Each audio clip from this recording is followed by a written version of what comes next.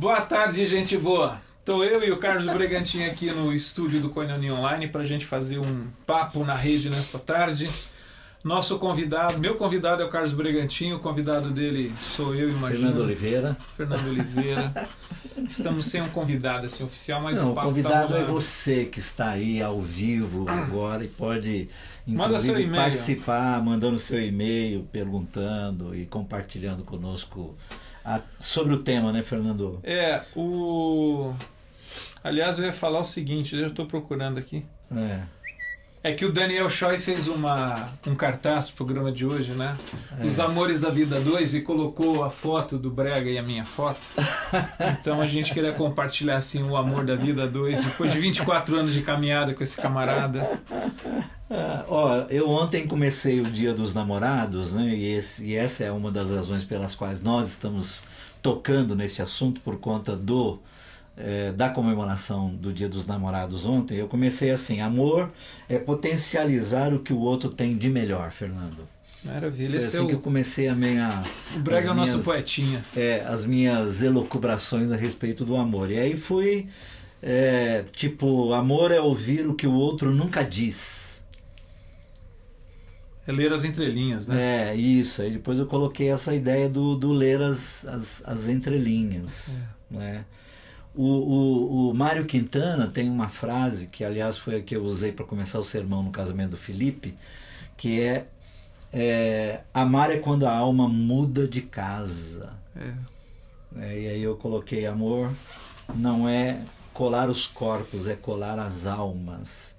E aí foi, né? À medida que eu fui... mas colar o corpo também é bom, viu, Braga? Nada contra, assim, colar a alma. Nada contra, né? Mas aí eu fui, na verdade... Vamos ser menos platônico, vamos aterrissar. Lendo e vendo todas as manifestações, né? Amorosas, facebookianas, né? É verdade. Facebookianas, né? A gente está trazendo essa temática hoje porque... Ontem foi o dia 12 de junho, o dia dos namorados, porque hoje é dia de Santo Antônio, né, que dizem que é o santo casamenteiro. Deve ter alguém aí colocando ele de cabeça para baixo em copo d'água, essas coisas assim. Mas eu estava conversando com o Brega e a gente queria chamar você para participar. Já tem até inclusive um e-mail aqui do Anderson lá de Maringá, mandando um abraço para você também. Abraço, e da sua querida anfitriã lá da Holanda, que já está ligada aqui, ó. Convidei um monte de gente aqui, um monte de brasileiros da Holanda para assistir. Marina, saudades do titio. Um beijo, Marina, e se tiverem outros brasileiros na Holanda e na Europa vendo e ouvindo, um beijo, um abraço. Um dia desses a gente se encontra por aí, que agora a porteira está aberta. Mas chamou muita atenção ontem isso que você está falando, Brega, assim, a quantidade de pessoas que fazem a sua manifestação pública, a sua declaração. Quando eu falo pública, é no Facebook, né, que é um ambiente... Sim. A gente poderia dizer hoje público, né? Virtual, mas é público, tá lá para quem quiser ver, desde que a pessoa ela deixe as configurações para as pessoas poderem ver o seu perfil. Mais uma coisa que me chama a atenção também é o fato de que, a não ser que eu esteja enganado, mas é uma impressão que eu tenho, que no passado essa coisa do Dia dos Namorados era um negócio muito juvenil, muito ligado para aquele que era o namorado mesmo, que não tinha ainda assumido, vamos dizer, formalmente na época, uma relação conjugal. E o que eu acho que mudou hoje é essa ideia de que a gente viu vários amigos e várias pessoas, com quem a gente convive, que comemoram o dia 12 de junho numa boa, em termos assim, já tem uma vida a dois de muito tempo, já são casados, já têm filhos, alguns já são avós, e eles vivem essa questão, né? Não sei se fake ou não, mas essa questão assim da minha namorada, minha esposa é minha namorada, meu marido é meu namorado. Então acho que houve uma democratização. Não sei até que ponto ela é sincera e profunda em todas as relações, mas houve essa coisa assim de entender que aqui alguns elementos da vida do namoro podem permanecer. Às vezes eu me preocupo se não existe uma infantilização forçada, essa coisa que é aquilo que a gente está falando. Né? Então, eu volto um pouco assim, Fernando. Eu sou ainda daqueles que defendem algumas teses a respeito disso. Uma delas é de não pular etapas, não é? Ou viver cada etapa segundo o significado que cada uma tem, segundo o tempo que cada uma tem. Não é? Então, assim, Eu não gosto muito da ideia de que esse chamado período do namoro ele tenha ganho as dimensões que ganhou nestes últimos tempos. Mas parece-me que isso é uma luta em glória, uma conversa por demais ultrapassada, embora nós que somos cuidadores de pessoas, não poucas vezes ao lidarmos com casais que já estão casados há algum tempo, naturalmente temos que voltar a esse período do namoro para checar algumas coisas, né? Porque não tem como você lidar com o presente de alguém sem dar uma revisada na história, até para projetar algo para o futuro. A construção da história. Né? E aí vem o fato de que estas etapas, ou esta etapa do namoro, por conta das dimensões que elas ganharam nesses últimos recentes anos, e a cada minuto, eu diria, né, ganham dimensões, entre aspas, e com as conotações todas aprofundadas, né? E de modo que uma relação iniciada de manhã, né, em 24 horas ela ganha contornos diferentes, profundidades radicais, né? E eu, no meu modo de entender, isso é precipitação de etapas ou de uma etapa que é absolutamente necessário se alguém está com isso querendo sedimentar, pavimentar o caminho para o futuro, que também parece-me não é esse o negócio de muitos, não é? que tem esse lance do ficar, da ficada, entendeu? É só para agora, é só para hoje. Futuro é um conceito que você estabelece assim, duração de 48 horas, é isso? Isso, você está falando exatamente. Que futuro tipo hoje é essa ideia, né? Quer dizer, se durar 48 horas, durou bastante. Porque aí a nossa proposta é quais os tipos de amores, ou os amores, né, que se vive. E as mudanças que eu acho que acontecem, exato. Vamos né? pensar assim, num relacionamento que tem mínimos de estabilidade. Né? E aí, tu falando minha estabilidade, aqui tem que passar pelo menos de 48 horas, né, Brega? Não precisa ser, pelo menos, né? Não precisa chegar a 48 anos. Mas assim, se estabelece em termos de uma caminhada, de duração. Eu penso, se a gente for. Você falou no começo, antes da gente entrar aqui ao vivo, dessa questão da duração, da permanência, né? Que eu acho que isso, de forma geral, é um negócio hoje que se perde em vários aspectos. Me parece que na caminhada a dois, vamos usar, dessa conjugalidade, vamos pensar em termos ideais, né? É de que se estabelecesse uma relação de permanência, né? De crescimento, de vivência, até porque a partir dessa relação a dois, você vai estabelecer não só essa relação, mas por conta desses múltiplos amores. E aí eu estou lembrando aquele livro do C.S. Lewis, Os Quatro Amores, que ele fala do amor, que a gente chama de ágape, né, lá do Novo Testamento, é muito conhecido, mas ele fala da amizade, ele fala do afeto e ele fala do eros, que é uma outra palavra grega que expressa mais essa questão do desejo, tem a ver com a sexualidade. Todos eles estão presentes, vão pensar nessa questão da conjugalidade.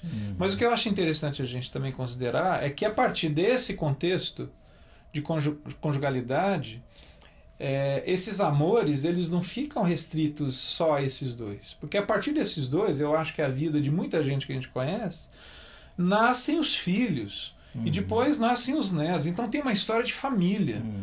Né? E a partir desses dois eu estou pensando assim, vem essa família, mas antes desses dois também, então veio há toda uma relação pessoal que, quando eu falo de permanência, não é chamar uma coisa que é antiga, querer fazer uma forçação de barra que às vezes muitos entendem, mas eu acho assim, nessa relação de dois geram-se pessoas e filhos e relacionamentos, exatamente, né? Gente que é agregada, convidada para compor aqueles núcleos. Isso, né, então eu acho que casais, é muito difícil, para mim, pessoalmente, eu penso assim, de considerar isso como a instabilidade desse relacionamento como uma coisa que não tem consequências.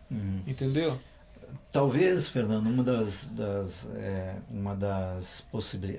de afirmações que seria interessante ser colocadas, até para aqueles que estão aqui caminhando com a gente na conversa, e isso pode ser depois fruto de caminhada com outros. Davi, né? Gomes de Salvador entrou na conversa, mandando um abraço. Valeu, Legal. Davi. Valeu, Ó, aqui Davi. a gente vai, como a gente não tem um É. convidado aqui, Brega, A então gente vai, cada um que põe o nome, a gente põe sentado na cadeira aqui.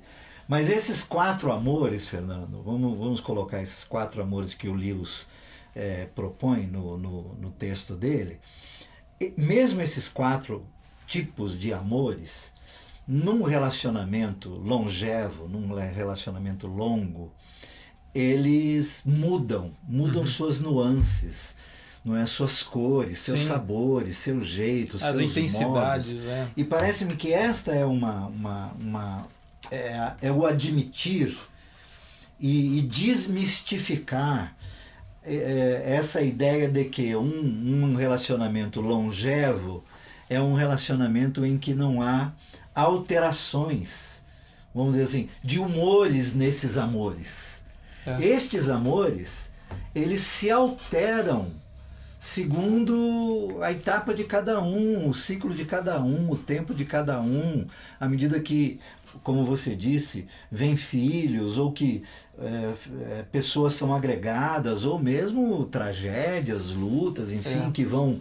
Esses amores não são estáticos. Não, eles não são estáticos. Eles são dinâmicos. Tipo, o eros,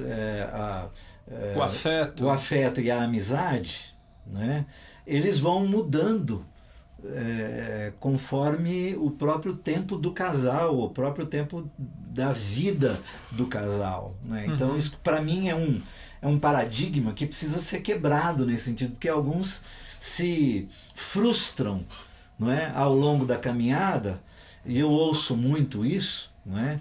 Que dá aquela ideia de que a esposa ou a mulher quer aquele homem de 30 anos atrás, ou ele quer aquela mulher de 30 anos atrás. Ela não é mais aquela mulher. Ele não é mais aquele homem.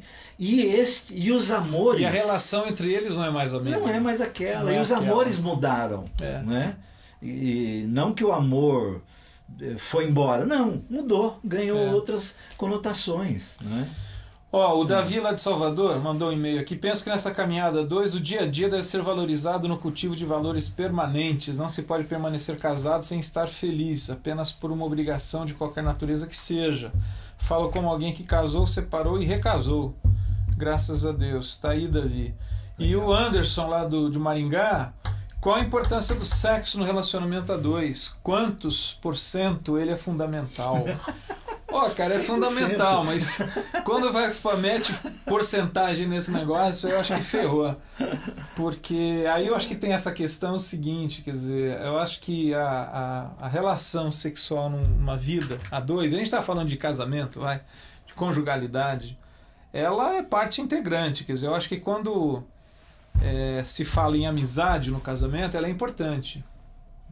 Né? A sexualidade ela é importante, o afeto é importante. Então eu acho que cada um desses elementos são importantes e, como você disse, eles vão com o passar do tempo amadurecendo, tomando outras formas, outras dimensões, alcançando lugares mais profundos. E isso, em termos práticos muda. Vamos pensar na questão da sexualidade. Você não pode pensar num casal que tem 25 anos e num que tem 55 anos.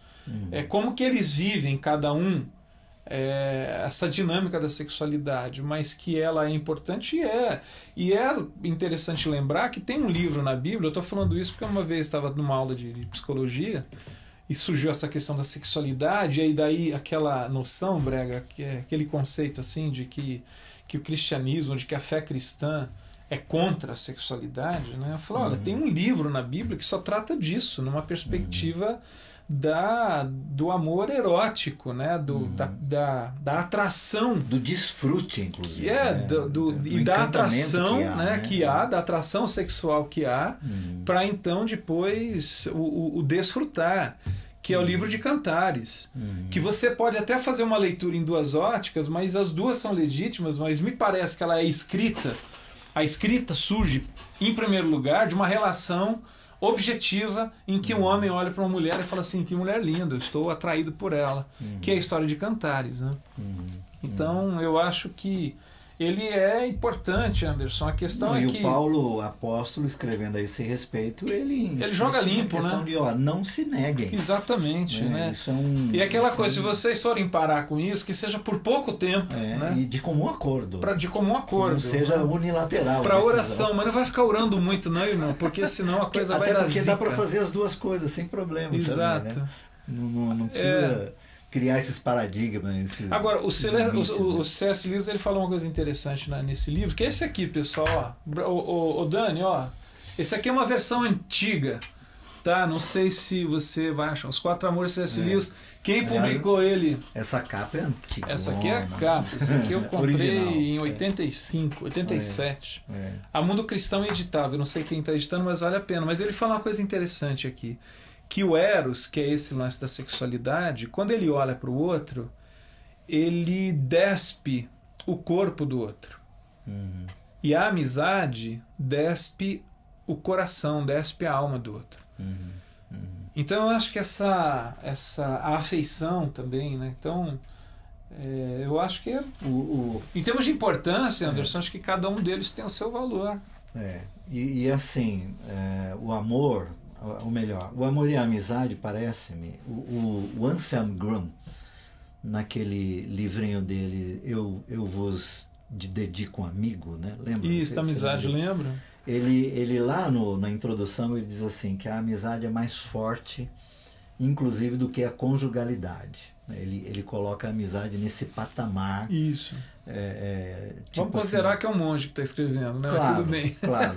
Mas eu assim penso no seguinte: eu tenho acompanhado alguns casais cujos relacionamentos são rápidos, né? Curtos no seu início. E logo partem para a intimidade e até para a publicação do amor deles numa cerimônia de casamento, enfim. E não poucas vezes a estes eu recomendo que cultivem a amizade, não é? Porque você não precisa de muito para ser acometido de uma grande paixão, e essa grande paixão, às vezes, com um pouco de tempo ou com um médio de tempo, ela pode se transformar num grande amor. Mas para que ela seja uma amizade, ela carecerá de mais tempo e de mais ingredientes. E qualquer casal já sabe, quem lida com isso sabe que em alguns tempos da conjugalidade há espaços que só são preenchidos pela amizade. Isso. São sustentados pela amizade. É a amizade que banca. É o que houve de transcendência entre os dois no que diz respeito à amizade, que vai para além da relação homem e mulher, vai para além dos compromissos de pai ou de mãe, ou de marido e esposa, né? Vai para além dessas convenções e deixam o homem e a mulher como amigos. E há espaços na caminhada que a amizade banca muito. Então, para alguns eu digo assim: olha, vocês sabem bem o que é a paixão, vocês estão desfrutando do amor, mas tornem-se amigos. Tornem-se amigos. Porque em algum momento a amizade, ela é que vai bancar isso que vocês estão vivendo hoje e que pode sofrer essas alterações de humor ao longo da caminhada. Então, voltando no Anderson, quer dizer, tanto uma coisa quanto outra, tanto um amor quanto o outro amor, e nuances e sabores e cheiros e perfumes desses amores são tão importantes em cada um dos momentos. Até porque eu acho, se eu falar da amizade, eu concordo com você, porque eu acho que ela tem um lastro muito pesado nesse sentido. Mas é interessante talvez pensar, Brega, que na história da vida conjugal de alguém, o ideal é que esses quatro estejam harmoniosamente sendo vividos, experimentados. Mas eu acho que vão haver momentos em que é um deles que vai fazer a cola. Que, como você disse, que vai bancar. Às vezes é a amizade, às vezes é o eros, às vezes é a afeição. E às vezes é esse amor, o ágape, do tipo assim, ele é sacrificial mesmo, ele vai suportar, ele vai 1 Coríntios 13, ele tudo sofre, tudo suporta, tudo espera, tudo crê. Amores altruístas. Exatamente. Né? Que é perfeitamente compatível dentro da vivência do casamento. Agora, Fernando... Deixa eu só ler uns e-mails aqui, que chegaram vários. Vai lá. Então vai. Cadê? O pessoal que está na cadeira agora. Fábio, a cadeira que está vazia hoje. Porque eu queria voltar no Davi Gomes, lá de Salvador. Vamos, não, mas ele mandou um negócio aqui de novo, não mandou, não? Davi Gomes... O que ele mandou? Não, que ele falou da questão de rotina, do dia a dia, Eu quero falar um pouco sobre isso aí. Não, o Fábio está aqui. Quais fatores da nossa cultura influenciam negativamente para a existência de relacionamentos duradouros? Lá de Vila Velha. A Ana de São Paulo mandando um abraço para você também. A Tatiana da Holanda. Opa, abraço pra gente aqui, pro Brega. Tati Lino do casamento duplo na Holanda. Beijo na Lau. Sim. É isso aí. Na primeira noite do acampamento tivemos um casamento duplo. Olha aí, cara. Muito lindo. A Ana aqui de São Paulo, acredito que os casais buscam um manual prático para viver seus relacionamentos. O que vocês acham sobre isso? Fazendo um adendo ao livro Casamento Brindado ou é blindado, não sei. Todos os casos de relacionamentos devem ser iguais? Eu acho que não. Eu também acho que não. Nelson Marialva Bomilcar, nosso querido amigo. Vem pra cá, Nelson. Nelson, ainda dá tempo, você mora aqui do lado, a cadeira tá aqui, cara. Espero que você seja melhor. Nelson tava com pneumonia aí, cara. Ficou mal pra caramba. Puxa vida. Fique bem, amigo. Fique bem, amigo. Um abraço aos sumidos, mas não menos amados amigos. Ele é poeta até para mandar e-mail, tá vendo? A questão é, o amor precisa ser nutrido para crescer e permanecer no contexto de uma aliança, em dias bons ou de desertos. Que sugestões práticas os apresentadores recomendariam para nutrir o amor, que na perspectiva bíblica deve sempre crescer e amadurecer? Grato. Obrigado você, Nelson, pela sua companhia. E o Anderson, lá do Paraná, de novo, perguntei sobre, pois a geração de hoje parece só valorizar a questão estética. Isso é um erro, né? Então, eu acho que o Anderson fala aqui dessa questão estética, o Fábio, eu acho que essa questão da fatores da cultura para os relacionamentos duradouros. Eu acho que é um negócio assim complicado esse tema, Brega, porque eu penso o seguinte: o casamento antigamente ele tinha elementos culturais, socioeconômicos que favoreciam, eu diria assim, a permanência, ainda que não fossem os melhores motivos. Mas vou dar um exemplo básico. Por exemplo, antigamente, boa parte das mulheres dependia financeiramente do marido. Hoje, não é bem assim. Então tem essa mudança. Por outro lado, a gente vive, de fato, uma cultura de consumo. E que é uma questão de, se você não gostou dessa camisa, você troca ela e põe outra. Né? Então, assim, eu acho que é uma questão da cultura, essa questão da rapidez, de que as coisas são efêmeras demais. Houve uma mudança nos universos, né? Tanto, e especialmente no universo feminino, né? Mas muito também no universo masculino. Houve uma mudança radical que, na verdade, ainda estamos em fase de adaptação, entendimento, compreensão disso tudo que tem acontecido. Agora, eu queria voltar na pergunta do Nelson e do Davi, talvez do Fábio também. Assim, eu tenho uma fala que é a seguinte: diz sim para sempre quem diz sim todo dia. Até às vezes digo que dizer sim para sempre é mais fácil do que dizer sim todo dia. É que nem aquela história da Maria, que era casada com o João há 49 anos, iam completar 50. Aí a Maria chegou assim, a uma semana das bodas que os filhos, os netos estavam preparando, falou assim, João, tem uma coisa que eu queria falar para você. E o João falou assim, fala, mulher. É que nesses quase 50 anos de casado, você me disse eu te amo só uma vez. No dia que a gente se casou, João. E o João falou assim, não tem problema, mulher, ainda não mudei de ideia. Quando mudar, eu aviso. Eu acho que aí você está falando, né? O cara falou o sim lá e...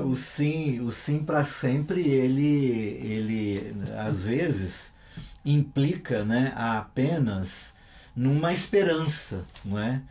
E o sim todo dia implica em trazer, como eu costumo também dizer, para o chão da vida a realidade de cada momento. Não é? Então, por exemplo, uma das das possibilidades, né, para que as relações sejam duradouras é encontrar, buscar no cotidiano, nas rotinas, os mistérios que nelas existem. O que há de mistério no normal, o que há de sutilezas e belezas de graça no dia a dia. Né? Num dos meus momentos mais entediados, Deus, parece-me que veio de Deus, eu acho, me deu uma oração de consagrar a Ele as minhas rotinas, o meu cotidiano, aquilo que às vezes eu faço sem nenhum tipo de preparação, de planejamento, porque acontece naturalmente, mas que eu não dou o devido valor e que na verdade é o que banca a minha vida, não é? Desde a minha higiene pessoal aos trajetos mínimos que eu faço, que é o que banca a minha vida. Minha vida é muito mais rotina e cotidiano do que extraordinariedade. O Brega, eu acho que a gente tem uma fala que às vezes a gente ouve hoje em dia que às vezes até me incomoda, aquela coisa assim, cara, tudo que você tem que fazer, você tem que fazer com paixão. Cara, eu acho o seguinte, a paixão ela faz parte da vida. Mas vamos fazer um resgate aqui etimológico da palavra, né? A palavra paixão vem de uma palavra grega que é o pathos, que ela significa sofrimento. Que é o pathos de Cristo, sofrimento. Quando a gente fala de paixão de Cristo, não é um Cristo apaixonado. Não, é um Cristo que é um Cristo que sofre, exatamente. A paixão é a palavra grega que denota sofrimento e que também na nossa língua portuguesa virou patologia. Sim. Que significa doença. Sim. A rigor, apaixonado é o camarada que está um pouco fora do prumo, né? Ou fora da caixinha, como a gente disse, que é o cara que se apaixonou. Que é normal, exatamente. Ele faz. Eu lembro nos meus tempos de namoro com a Selma, eu pichava os muros, eu mandava cartões enormes, essa coisa da criatividade de quem está apaixonado e tal. Eu acho que aí a maturidade vai nos dando outros caminhos de ser romântico. Sim. Né? Sim. Agora, essa questão, eu acho que o que você está falando, quando assim, quando a minha crítica, veja bem, é querer dar uma intensidade enorme a tudo, a todo dia. Sim. Entendeu? Então, quando você fala assim de resgatar as rotinas, é que tem coisas que vão ser cotidianas e simples. E que vai requerer de mim um exercício, como você disse, de perceber o mistério e a graça que há nisso. Mas, nossa, eu faço isso apaixonadamente? Não. Mas eu faço conscientemente. Sim. Né? Tentar sair algumas vezes dessa coisa do automático, da importância dessa coisa que é tão simples, que é tão cotidiana, para a construção daquilo que é maior. Né? Sobretudo numa relação que você estabelece com alguém que você se dispõe a amar, a cuidar, a respeitar e a crescer e a amadurecer, como disse o Nelson. Então eu acho que essa questão do estar apaixonado, que eu acho que é muito valorizado hoje, né? A paixão se foi, ela se converteu em outras manifestações, num amadurecimento de um amor comprometido que luta, que agradece, que se alegra. E assim, o que não poucos têm muita dificuldade de lidar e sacralizar é o grau de intimidade que se vai conquistando no dia a dia. E essa intimidade ela pode se tornar algo entediante, irreverente e doentio. Mas ela também pode se tornar uma intimidade extremamente reverente. E a intimidade reverente é que, diria, sacraliza o cotidiano, o normal, o do dia a dia. E sacralizar significa separar, quer dizer, no meio de um dia normal, né? Você separa um momento, um instante em que você sacraliza o encontro de vocês, mesmo que naquele café da manhã que acontece todo dia, né? No almoço que acontece todo dia, ou nos afazeres mais entediantes, né, que podem acontecer com um casal, né, mas que se entregaram a essa intimidade e fazem dela algo reverente e sacralizado, né, não no sentido de espiritualizar isso. E nem de se tornar, né, sisudo, né? Não, em absoluto. Não. Uhum. Não é? Mas não se perderem nisto. Né? Tem aí. Tem, o Anderson está aqui interagindo. O Anderson é lá de Maringá, no Paraná. Nós convidamos para isso. Eu mesmo valorizo mais a amizade, o carinho e a compreensão.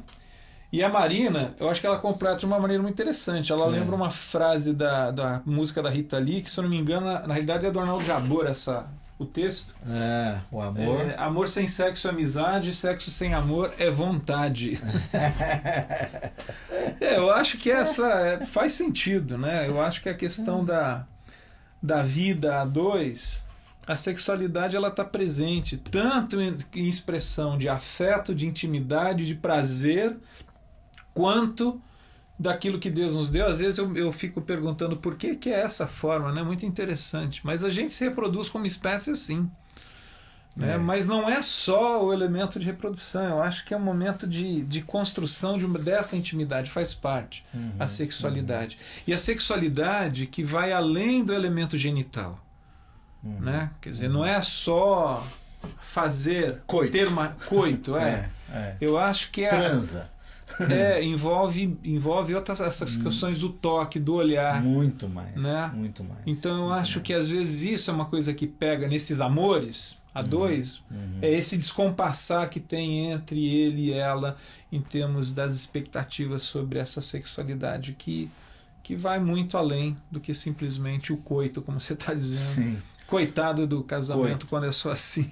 Agora, outra coisa, Fernando, e eu me lembro, na verdade, aprendi isso com você numa fala sua há muitos anos lá na igreja que eu pastoreava, que você usou a expressão do Paulo, o apóstolo, quando ele dizia de suportai-vos uns aos outros, você fez uma colocação de que a ideia que o Paulo está dizendo é de que haja folga, não é? Entre, para que as coisas não emperrem, né?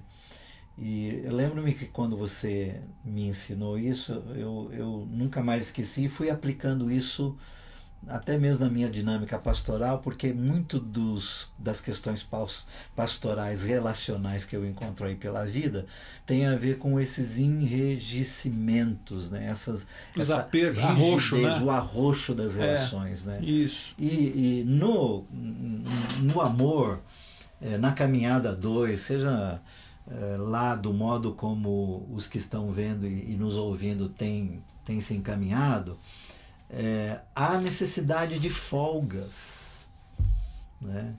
Há necessidade de lapsos, né? De espaços, né?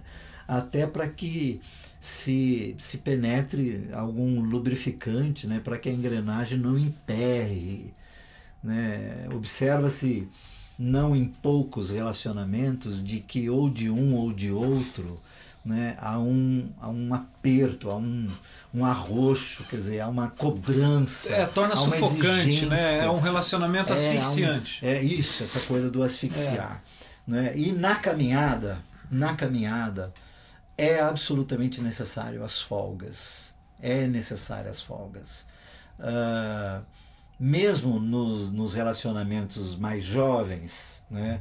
Nos relacionamentos entre meninos e meninas, os que estão começando e que estão direcionando, né, para o casamento, hoje é muito comum, né, essa coisa de um vai morar na casa do outro, outro vai, eles transitam, né, entre as casas, né, e ficam dias e semanas meio que grudados um ao outro. Isso é interessante, é bom, é gostoso, é lindo, é maravilhoso, mas o normal é que isto produza um enrijecimento.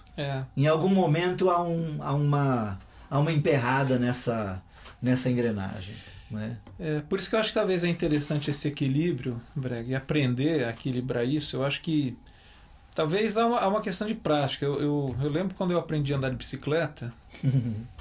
Como que a gente aprende a equilibrar numa bicicleta? Bom, a gente aprende entre tombo, escorregão e durante um tempo tem o pai da gente que vai correndo aqui do lado, né, segurando pela camisa aqui no cangote, como se dizia, mas chega uma hora que você pega o equilíbrio. Eu acho que é interessante isso, porque eu fico pensando assim, talvez nessa relação que a gente, usando essas terminologias que o C.S. Lewis está usando, o Eros seja esse que quer tomar para si, que quer se apropriar.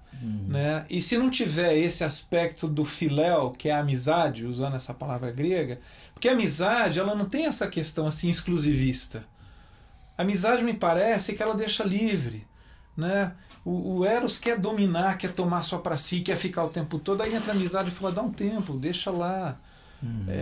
E a questão do afeto, que aí eu acho que do afeto entra muito o aspecto do cuidado, né, da gentileza, da maneira, da suavidade com que tem que ter essa caminhada a dois. Então, eu acho que equilibrar essas questões, esses vários amores, compreendendo, fazer a leitura em que momento que está se vivendo ele, porque assim, daqui 5 anos, o equilíbrio, né, a equalização. A gente está olhando aqui uma mesa de equalização do Dani, tem uma série de botões aqui. Tem uma carreira de botões e cada um fica numa posição. Dependendo quem vai falar, quem vai cantar, que instrumento vai ser tocado, isso aqui muda. Então eu acho que na vida é isso. Dependendo do dia, semana, a época que se está se vivendo, tem que haver uma equalização desses afetos, desses amores, dessas atrações, do tesão da relação, do sacrifício que se coloca nessa relação. Né? Nós aprendemos, né, com Osmar Ludovico, nosso mestre mentor, que no casamento, ou na conjugalidade, ou nas relações longevas, aparecem o melhor e o pior de cada um de nós. E é inevitável isso. Você pode tentar esconder, jogar para debaixo do tapete, disfarçar, camuflar, usar máscaras quantas quiser, mas se você se lançar na aventura de uma relação longeva, isso acontece inclusive entre amigos também, o bem e o mal vai aparecer. As luzes e as sombras. As luzes e as sombras vão aparecer. E aí, voltando, estes amores, nos seus tempos, segundo as nuances de cada um nesses tempos, é que vão dar vão amenizar, né, estas horas, esses dias, esses tempos, especialmente quando o mal aparece, quando o que é ruim aparece, quando aquilo que estava por muito tempo escondido veio à tona, quando um dos dois é exposto na relação, né? E a exposição de um ou de outro, em algumas situações, ela é fatal, se não for com estes amores, como você falou, do afeto, que é do cuidado, do chamar não para o confronto, mas chamar para aparas, né? Para reparos. Talvez o afeto seja assim, é o abraço que não controla e nem domina, e também é o abraço que nesse momento não tem o tesão. Sim. Né? O afeto, quer dizer, esse abraço que expressa um carinho profundo. Né? Mas olha lá, continua só fazendo parênteses aí. Isso é exatamente isso. Quer dizer, tem... ao longo da caminhada, os casais vão percebendo, e eles, em si e por si, vão desmistificando o próprio relacionamento. Só que, para alguns, ou lamentavelmente para muitos, essa desmistificação gera um esfriamento, como que se aquilo não fosse acontecer.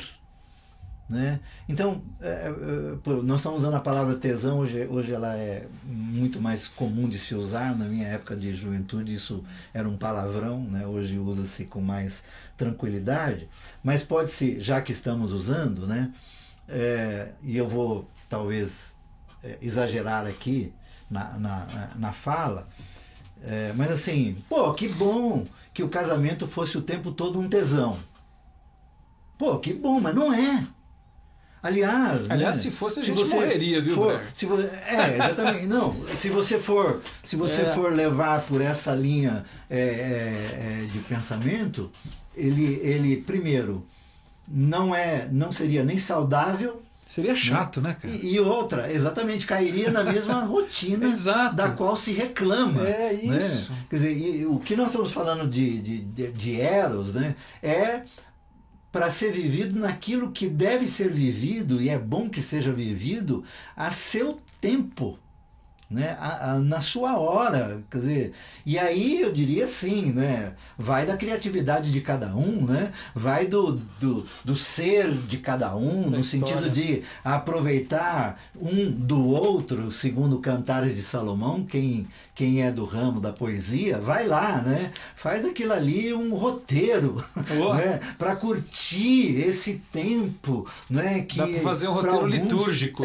Que algum pode durar 15 minutos, para outro 1 hora, 2 horas, algum 5 minutos. Eu diria que melhor é que durasse muitas horas, né? No sentido de criar um roteiro, né? Fazer um GPS, né? Do tipo assim, por onde é que eu vou passar, entendeu? Até que se chegue no ápice dessa questão, para que tudo isso tenha o valor que deve ter.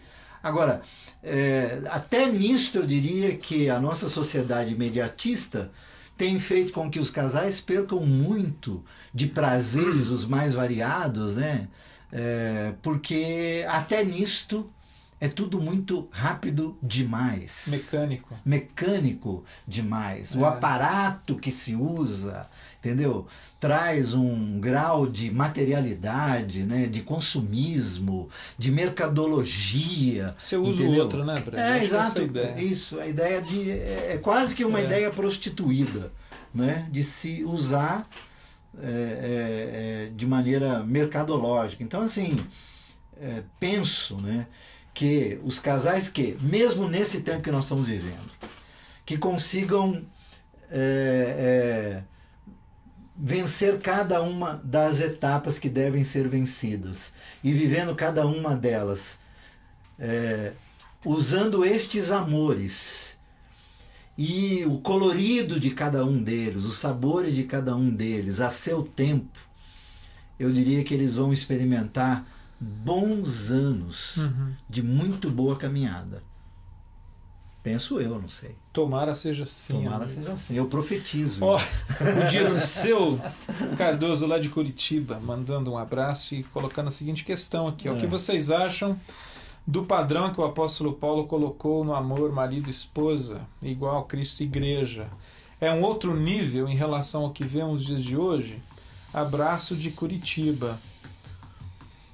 Eu acho que ele dá uma referência. O Carlos, você usou uma palavra que eu acho muito interessante, que é de sacralizar, né? Sacralizar vem de sacro, que é sagrado, que eu acho que a ideia é o seguinte. Eu até escrevi essa semana passada, uma coisa sobre essa questão do sagrado, que eu acho assim, à medida que a gente seculariza a nossa vida, e aí por secularização, eu estou querendo dizer assim, o Ziel usou uma expressão interessante aqui semana passada. A nossa sociedade está cada vez mais colocando Deus na garagem. Né? Uma sociedade secularizada é isso. Ela não dá espaço. Ela não é diferente de um Estado laico. É um Estado secular que ele quer banir a ideia e um conceito e práticas e valores relacionados ao sagrado. Sim. E eu estava pensando assim, que quando a gente tira e seculariza a vida e a sociedade, nós removemos os aspectos sagrados da sociedade e da vida. E o sagrado é o que nos dá referência. Então, por que nós dizemos que a vida é preciosa? Porque nós temos uma referência no sagrado, que vem de Deus, e assim cremos, de que foi Ele que fez a vida. E por isso a vida é preciosa, e todo esforço deve ser usado para se preservar a dignidade da vida e a própria vida. Então, eu acho que essa colocação do Dirceu, quando Paulo fala, e ele faz essa referência a Cristo, a igreja, marido e esposa, ele está nos dando uma referência. Ele está nos dando um elemento do que é sagrado para que a gente traga para essa vida. E aí, quando ele fala assim, né, em relação ao que vemos hoje em dia, Aí eu termino para você falar sobre isso também, mas assim, hoje em dia, o quê? Porque na época que Paulo escreveu isso, eu acho que era muito pior do que hoje em dia. Estou pensando nisso aqui. Entendeu? Quando Paulo escreveu isso daqui, ele está dizendo, imagina Paulo escrever numa sociedade há 2000 anos, em que a mulher era muito mais desprezada e desvalorizada do que hoje. Paulo é aquele camarada que diz o seguinte, que não, em Cristo não há diferença entre homem e mulher. Existe plena dignidade, ambos têm o mesmo valor. Mas ele está valor. num tempo que ela não tinha voz. Não, ela não tinha pessoa. O Paulo Francis, que foi um jornalista agnóstico, muito crítico, uma série de coisas sobre religião, ele disse uma vez uma frase que eu não esqueço mais, que falando inclusive as feministas. Por que vocês vocês reclamam com aquele jeito dele das feministas? Por que vocês reclamam de Paulo se ele no tempo dele foi quem deu alma às mulheres? Foi libertário. O que ele está querendo dizer é que ele olhou e falou assim, ela é igual ao homem enquanto ser humano. Né? Então, eu acho que quando Paulo escreve isso, maridos, amem a sua esposa como Cristo amou a igreja, cara, ele está dando uma referência para uma época que o mundo estava assim, sem saber quem era quem, em termos de valores, sobretudo a mulher. E Paulo está colocando a mulher aqui assim, você que é marido dessa, você que é companheiro dessa mulher, trate-a com o mesmo respeito, com o mesmo amor, com o mesmo cuidado com o que Cristo faz com a igreja. Então ele estabelece uma referência que nos dá agora o senso de sacralidade para a qual eu posso trazer para a minha relação conjugal. Não, e lembrando que nesse mesmo, já que o Dirceu lembrou, e dá para fazer duas lembranças a duas palavras bíblicas interessantes, que Paulo, nesse mesmo contexto, ele chama essa relação de mistério, porque na verdade ele está falando da igreja com Cristo. E ele trata a relação da igreja com Cristo, como um mistério. Isso. Ele diz que é um mistério que em Cristo vai sendo revelado, mas ainda há muito de enigma, ainda não sabemos exatamente o que é. E aí ele entra usando a conjugalidade, o casamento, para tentar fazer uma transversalidade né, de relação, mas ele coloca no mesmo pé, do tipo, homens e mulheres, quando se lançam na aventura da conjugalidade, se lançam para um mistério que, de novo citando Osmar, né, que deverá levar a vida toda para ser decifrado. E Provérbios tem uma fala muito interessante. Eu estava lembrando disso que nós lembramos antes. O telefone até. Hoje à tarde. Exato, estava lembrando disso. Há 4 mistérios que eu não entendo. E um deles que o autor de Provérbios coloca é o caminho de um homem com uma mulher. E aí volto nessa fala que o Dirceu nos lembra, que lamentavelmente, no meu modo de entender, ela ficou muito arraigada à proposta religiosa em si, e não num relacionamento que Cristo nos chama, para a amizade, para o amor, para o aprofundamento. Uma relação existencial, mais do que religiosa. Para além disso, lamentavelmente, essa fala de Paulo ela foi dogmatizada pelas nossas religiosidades, e isso, lamentavelmente, foi exportado para o casamento. Virou um manual de passo a passo de como viver feliz a vida a dois. Exatamente. Quando, na verdade, ele está falando que tanto entre Cristo e a igreja há um mistério ainda a ser revelado, bem como na conjugalidade, na relação homem e mulher, há aqueles que se dão para valer a essa relação, eles vão para um mistério que pode levar a vida toda. Que pode levar a vida toda. E que pode ser prazerosa, na verdade. Tomara seja. Estou aqui no tomara hoje. O Fábio, lá de Vila Velha, o Fábio já mandou aqui. O Fábio mandou. Mandou, mas ele está a partir da fala dos amados amigos, penso que talvez o amor seja um caminho e não exatamente um lugar onde se chega. Acho que faz muito sentido, Fábio, é isso, esse caminho que se trilha. Essa palavra, e a Marina, essa frase é usada, quer dizer, sobre felicidade, A felicidade, alegria, prazer, chinês, amor, por sinal. Na verdade é o caminho, É como se anda, A Marina aqui de Hofdorp, Falei certo? Falei certo, Marina? Hofdorf. Tio, hoje tá tão romântico. Falando de GPS, tesão, ideias prostituídas. É isso aí, aqui ontem foi dia dos namorados, Marina. Olha, para concluir, porque você não faz ideia de como a Marina é bocuda. O nosso, não, eu já saquei aqui pelos e-mails, eu não leio tudo. Mas o nosso alter ego, que é o Daniel Choi lá do outro lado, às vezes que é pra acabar já? Tá na hora, é. Pô, que é isso, Daniel? Mas tem uma coisa que eu queria falar que eu acho que é muito interessante disso, Carlos. Que mas eu sou assim, romântico, Marina, você sabe disso. Mas só para concluir essa ideia que eu acho muito interessante que você falou, Carlos, que é assim, o mistério que existe nessa relação e que necessita de paciência, né? Para se ir percebendo o significado dele, uma vez que é mistério no sentido daquilo que ainda está encoberto, não dessa coisa mística, mas do mistério daquilo que ainda está encoberto e que nos falta descobrir. Mas uma coisa que eu penso também é assim, que me parece que das relações humanas, a que mais expressa a própria relação de Deus com as pessoas é essa relação que estabelece entre homem e mulher. Né, que se torna um só. Sem dúvida. E que numa unidade que é tão íntima, e uma intimidade que me parece que, de novo, ela... Por exemplo, se você pegar num contexto de família, a intimidade que existe entre um pai e uma mãe, melhor, um homem e uma mulher, é um tipo de intimidade que só é entre eles. Né? Não estou falando só de sexo. Alguém já disse que se essa intimidade mas exposta, é leviandade. Exato, né? E ela é uma vivência tão profunda, e ali você tem assim, aquilo que eu acho que é o que a Bíblia chama de que ambos serão uma só carne. Há uma unidade, mas ao mesmo tempo uma diversidade. Sim. E que nesse sentido eu estou dizendo assim, me parece que expressa inclusive o próprio caráter de Deus, essa questão da imagem e semelhança, quer dizer, de um Deus que é uno e triuno, quer dizer, de que é o único e diverso ao mesmo tempo.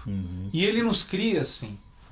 Né? E os rabinos têm uma tradição, uma fala que é interessante, que diz o seguinte, que Deus criou o ser humano num primeiro momento uma só pessoa. Desse ele fez uma segunda, tirou desse um segundo. Alma vivente é uma, né? E aí possibilitou para que eles intencionalmente voltassem a ser um. E aí é um mistério da Trindade que eu acho tão significativo nessa relação. Sim. Né? Mas agora, é isso. Para fechar, assim, né?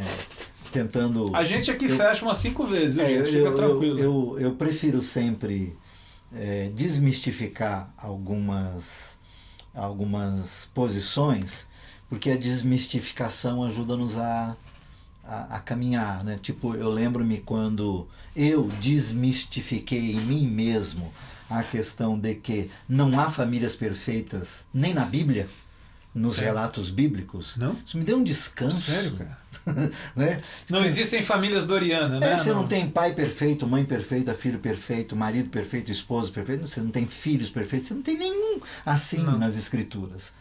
Portanto, isso desmistifica estes enquadramentos que se faz por aí, até via religiosidade de muitos, né, de fotografar pai, mãe e filhos, tem que ser assim. Não necessariamente. Né? Então, nesse sentido, por exemplo, tem gente que reclama assim, eu não conheço meu marido, não conheço minha mulher, não conheço meu filho, não conheço assim. Que bom! Outra pergunta, você conhece a si mesmo?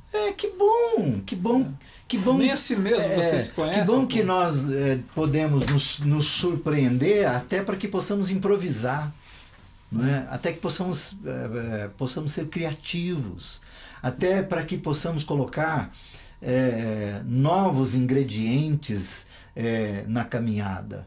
Né? Fosse um trajeto pré-escrito, sem nenhuma dessas nuances, não haveria surpresa e nenhuma relação suporta, ou ela se torna altamente entediante se ela não for surpreendida, assombrada, não é? Com situações na caminhada. Conquanto, óbvio, não estou aqui dizendo que é bom viver certas situações que alguns vivem, né? A surpresa estou indo embora de casa, né? A surpresa peguei alguém, ou a minha mulher com alguém na minha cama. Quer dizer, não estou necessariamente indo nessa direção, né? Eu diria que aí já é tragédia mesmo e tem que ser encarado como tragédia e lidar como tragédia, não é? Mas no cotidiano, na rotina, o mistério que há no relacionamento é algo altamente saudável, porque gerará surpresas, que gerará criatividade, que inserirá novos ingredientes na caminhada que podem se tornar muito melhores do que for até aquele momento. Exato. Isso é experiência, é caminhada de vida, né? Tá aí, ó. Falou o mestre Carlos Bragantino. É nóis. Pessoal, esse foi o nosso papo de hoje, falando sobre os amores da vida.